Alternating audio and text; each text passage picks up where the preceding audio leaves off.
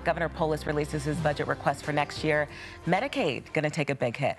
The governor says Medicaid is growing at nearly twice the rate of the state government overall. And if the state doesn't slow the rate of growth, it will crowd out everything but funding for schools in the next few years. Your political reporter Sean Boyd joins us now tonight to break this down. Sean, a lot of people clearly rely on Medicaid.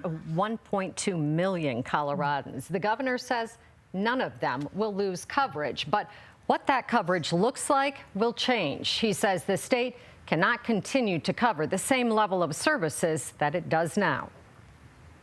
Yeah, so there's two levers on Medicaid, right? One is how many people you cover, and two is what you cover. Governor Polis's budget request hones in on what Medicaid covers. There have been a number of benefits that have been added in recent years, and some of those are not sustainable over time. His budget would require prior authorization for more services, more cost sharing, and new payment caps.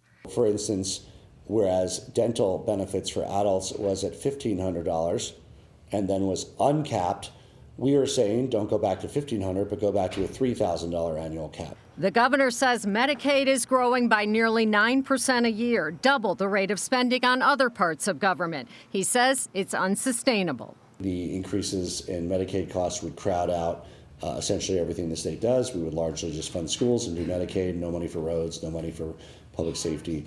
According to the state, long-term care for older Coloradans and those with disabilities is driving the increase in costs. They make up about 5% of Medicaid enrollment, but account for about half of all claims. The state spends about $16 billion a year on Medicaid, which was projected to grow by $630 million this year. Polis's budget provides about half that, $300 million.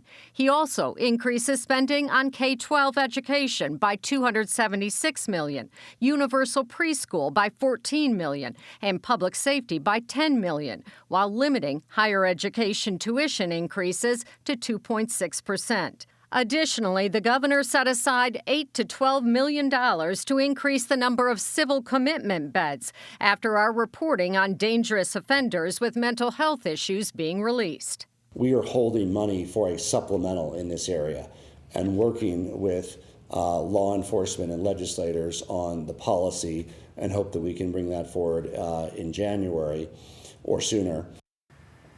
The governor cut funding for 12 of the 17 state departments, saving about $25 million in all. Public safety saw the biggest increase, about $11 million.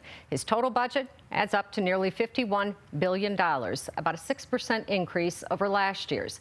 $19 billion of that is the general fund, which is what lawmakers have the most control over and where funding for Medicaid and K-12 schools comes from.